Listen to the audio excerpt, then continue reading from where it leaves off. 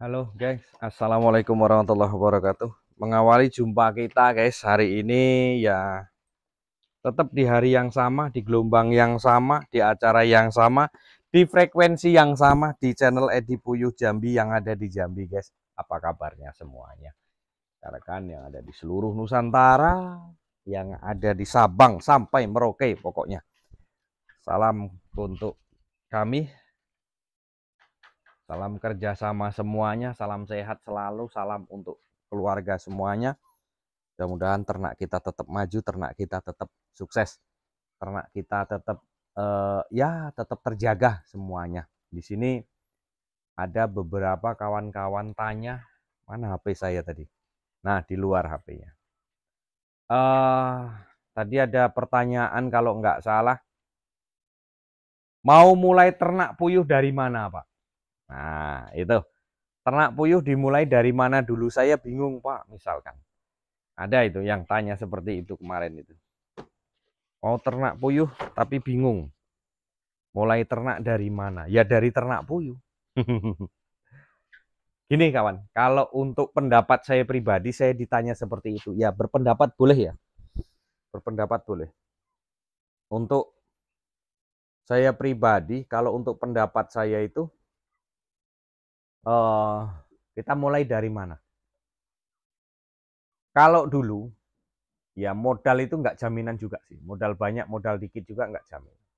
Kalau saya mendingan modal dikit dulu, pelan-pelan dulu.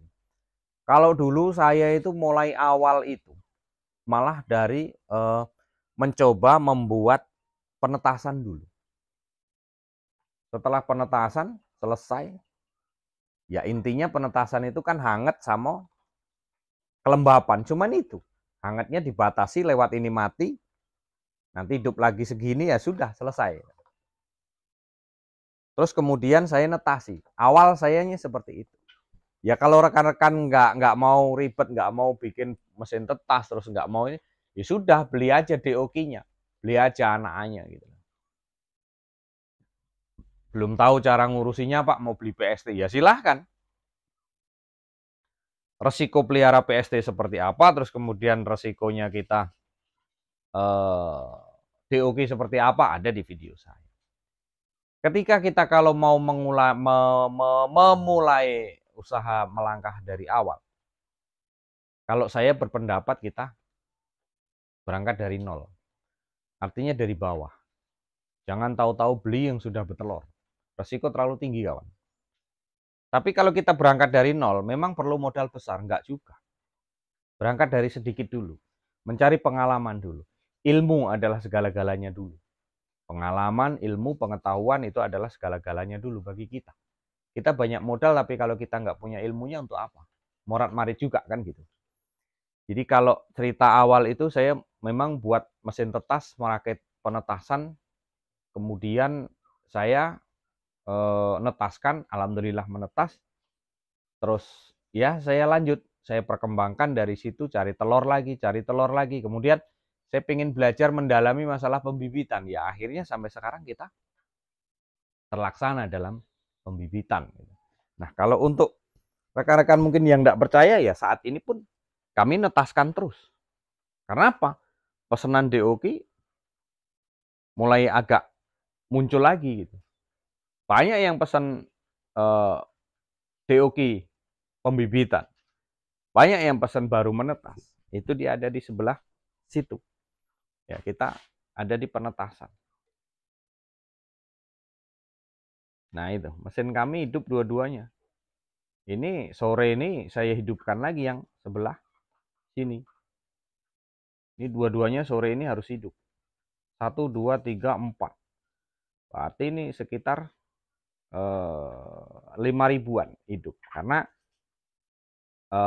pesanan kawan-kawan itu banyak. Nah, mengawali kembali ke pertanyaan tadi. Jadi kalau untuk awalnya itu mulainya dari mana Pak? Ya kalau saya bilang sih dari anakan dulu.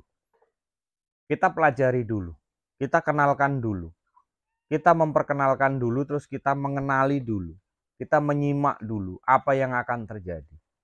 Kalau mengawali kita ternak puyuh ya enak dari anakan. Syukur kita dari penetasan. Terus kemudian kita belajar ke pembibitan. Banyak yang bilang yang untung besar itu yang pembibitan sama yang buat kandang. Lah yo ayo. Kalau memang itu yakin kita untungnya di situ, ya kita terjun ke situ. Belajar untuk pembibitan. Tapi pembibitan yang betul-betul di situ, yang betul-betul dicari dengan para peternak. Artinya puyuh ini kalau cuma dikawinkan, kawin, sudah kawin, ditetaskan, ya netas. Cuman, kan kita perlu tahu baru netes itu jantan betinanya seperti apa. Kalau kita tahu jantan betina di umur 25 hari, 30 hari, bingung kita kawan. Ngasih makan yang jantan. Jadi, kalau kita ngasih makan yang jantan itu terlalu lama, ya kalau dompet kita tebal nggak masalah. Kalau dompet kita lagi tipis ya kita bingung juga. Karena kartu mati itu di jantan. Kalau jantan yang sudah tua mungkin banyak yang mau. Tapi kalau jantan ini masih muda, sulit kita. Kembali ke awal. Pak mau ternak tapi mulainya dari mana? Kalau saya lebih menyarankan ke anakan dulu. Ke pembibitan dulu, ke bibit dulu. Jangan langsung mudah kita beli yang besar dulu. Jadi dari situ nanti kita akan mempelajari, terus kita akan mencari ilmunya, seperti apa perkembangannya, semuanya kalau nggak kita coba memang kita bingung di situ. Kalau nggak kita coba memang kita mati penasaran, ya kan? Nah terus awal mencoba Pak, apakah perlu modal yang besar? Ya itu tadi, modal itu kan nggak jaminan. Sukses dengan tidaknya itu nggak tergantung dengan modal. Tergantung dengan cara kita itu menyikapi semuanya seperti apa. Modal kalau awalnya cerita modal semuanya ya, mungkin semua pengusaha lah, itu entah pengusaha kue, entah pengusaha apa. Saya yakin dia merangkak rata-rata itu dari nol. Dari kecil dulu, dari sedikit dulu. Itu rata-rata orang yang sukses itu saya pelajari, dia dari sedikit dulu. Sedikit kemudian nambah. Rata-rata seperti itu. Kalau kita bermodal, tahu-tahu broke, kita langsung pelihara banyak. Kalau kita nggak punya ilmunya, begitu ada trouble di situ, tutup kita. Terkendala kita di situ. Mungkin masalah manajemennya dulu, marketingnya dulu seperti apa kan gitu. Belum tahu marketingnya, cara penjualannya seperti apa, tahu-tahu kita ternak langsung banyak, ngedrop gitu. Seperti halnya penentuan tadi. Kita awal ini sebaiknya ini mulainya dari mana Pak? Kalau saya pribadi berpikirnya sekarang gini, kita usaha ini sifatnya mau jangka panjang atau jangka pendek? Pasti jangka panjang. Kalau mau jangka pendek, kalau mau jangka panjang, kalau menurut saya, langkah saya awal itu membuat merekayasa tetasan dulu. Kita membuat mesin tetas dulu. Setelah itu nanti ada keberhasilan di dalam mesin tetas, sederhana aja dulu. Mungkin dindingnya pakai kardus bisa juga. Ataupun mungkin pakai apalah, yang penting intinya di dalam kotak itu, dia itu hawanya hangat dengan kelembapan itu terpenuhi, itu akan menetas.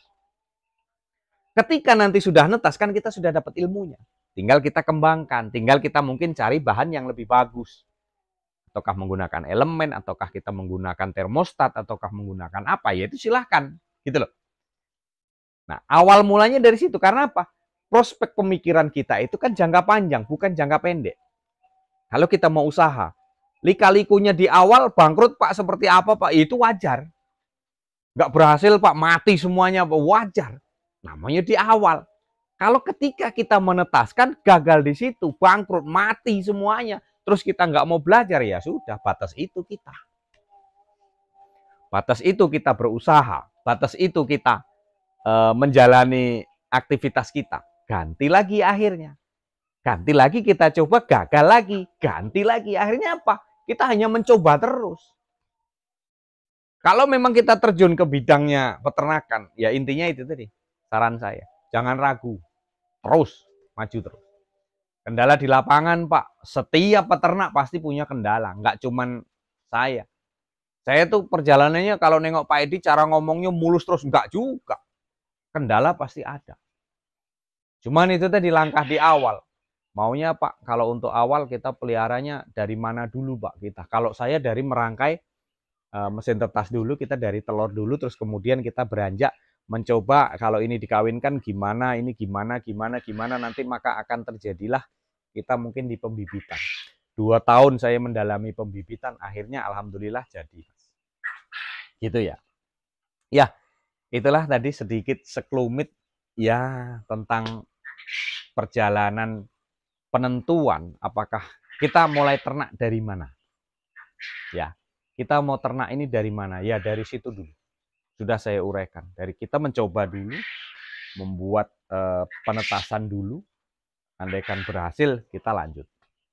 Harus berhasil. Nanti ada kesalahan di mana? Seperti contoh kemarin.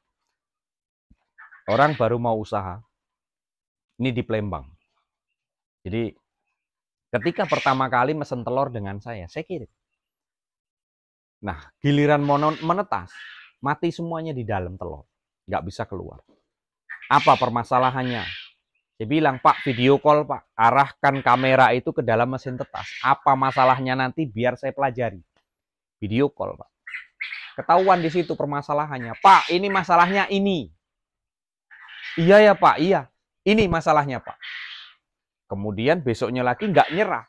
Pak, besok kirim telur lagi ya. Saya mau coba lagi. Nah, ini yang saya tunggu. Gitu loh. Saya kirim lagi. Begitu saya kirim, saya pantau. 4 hari saya telepon, Pak. Coba di center, Pak. Hasilnya gimana? Center. 10 hari saya telepon, Pak. Gimana, Pak? Bagus, Mas, hasilnya. Iya. Begitu netes ngabari, Mas. Alhamdulillah, netes. Ternyata kemarin kesalahannya betul itu. Nah, gitu. Akhirnya sampai sekarang sudah 5 kali ini, 5 trip saya ngirim ke Palembang terus. Nah dari situ, begitu dia sekarang nggak banyak tanya ke saya, berarti dia sudah paham. Gitu loh. Ya kan? Nah kalau kita di awal itu tadi menetaskan itu terus gagal, kita nggak mau lagi, trauma, ya sudah. Batas itu kita akan bisa. Kita nggak mau tahu cari permasalahan kelemahannya apa. Ya. Sudah tengah hari kawan, sudah ada azan zuhur, kita istirahat dulu, undur sejenak dulu, nanti kita lanjut ke materi-materi yang selanjutnya. Jadi ya jangan pernah bosan namanya kita belajar. Jangan pernah bosan, jangan pernah kita mundur, jangan pernah kita apa ya, sebelum kita perang kok kita nyerah duluan. Kita pelajarilah sama-sama. Saya dulu juga ya bangkrut terus. Apalagi ya sekarang. Andai kata ada trouble di sini di mesin tetas, ternyata mesin tetas nggak mau mati, ya kan? Masak juga telur itu sering terjadi. Tapi kita cari untuk antisipasinya. Ya, mungkin hanya itu kawan-kawanku semuanya. Terima kasih yang sudah memberikan beberapa saran, yang sudah memberikan pertanyaan. Mudah-mudahan berguna untuk saya, untuk pribadi saya. Juga untuk rekan-rekan dapat mungkin ya bisa kita sembari belajar dari situ. Ya, mungkin hanya itu, kurang lebih mohon maaf. Salam ceketer dari Jambi. Wassalamualaikum warahmatullahi wabarakatuh. Tetap semangat kawan.